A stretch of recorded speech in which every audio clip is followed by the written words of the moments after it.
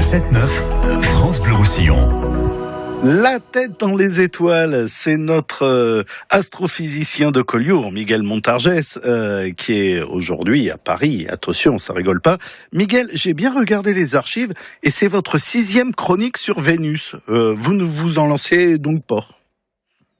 Effectivement, Guillaume, c'est une cible prise d'astronomes amateurs, car brillante et changeante. C'est aussi la déesse romaine de la beauté.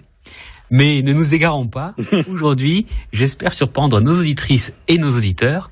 On peut observer Vénus en plein jour. Alors, je dois dire que je suis moi-même surpris. Je croyais que seul le Soleil et parfois la Lune étaient visibles en plein jour. Eh bien non, parce que quand on sait où la trouver, Vénus est aussi visible en plein jour à l'œil nu.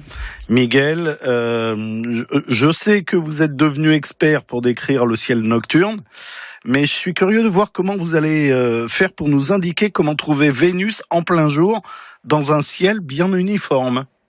Alors effectivement, ça serait assez difficile. Mais ce jeudi 9 novembre 2023, ça va être un peu plus facile. On va tricher. La Lune va passer devant Vénus. C'est ce qu'on appelle une occultation. À 11h14 du matin, Vénus disparaîtra sur le bord est, donc à gauche, et éclairée de la Lune. Et elle réapparaîtra sur le bord ouest, donc la partie qui sera plongée dans la nuit à droite, à 12h05. Alors, ça n'est bien sûr pas Vénus qui s'est déplacée pendant cet intervalle de temps, mais bel et bien la Lune qui orbite autour de la Terre et qui passe devant Vénus. Et alors, du coup, comment on peut observer ce phénomène ? Alors, le croissant de Lune, il sera immanquable, plein sud, vers l'Espagne. Pour peu que le ciel soit clair, Vénus sera aisément visible à l'œil nu, à côté de la Lune, et sans aucun doute en zoomant sur l'écran de vos téléphones portables. Toutefois, pour bien en profiter, je recommande encore une fois les jumelles, ou évidemment mieux le télescope.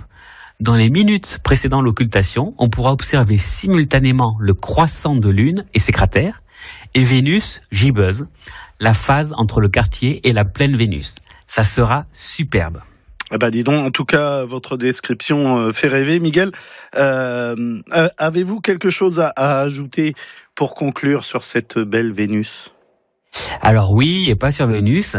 Cette chronique, c'est le premier enregistrement que nous faisons depuis le 13 octobre.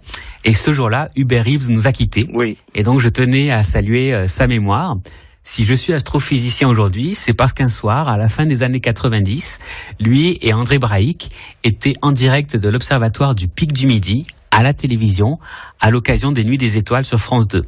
Je les revois encore parlant tous les deux des découvertes célestes avec des duplex dans des clubs d'astronomie amateurs partout en France. Et ce soir-là, je me suis dit, c'est ce métier que je veux faire.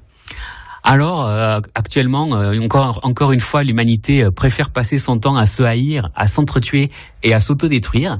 J'aimerais inviter nos auditrices et nos auditeurs à prendre le temps de se souvenir que nous sommes tous des poussières d'étoiles. C'était le message d'Hubert Reeves et je me permets d'ajouter, à vous de décider ce que vous souhaitez faire de vos poussières d'étoiles.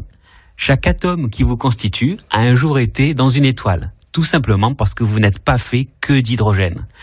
Une étoile, sans doute la même pour nous tous sur Terre, a forgé les éléments qui nous constituent. Ces particules forment maintenant un être conscient pour un peu moins d'un siècle, vous. Donc à vous de choisir le sens que vous souhaitez donner à leur conscience. Un bel hommage à l'accent rocailleux d'Hubert Reeves et qui me rappelle aussi celui d'Arun Tazieff, le vulcanologue. Merci beaucoup Miguel, et puis on vous retrouve la semaine prochaine. À la semaine prochaine. Et marchez bien sur les pas d'Hubert Reeves.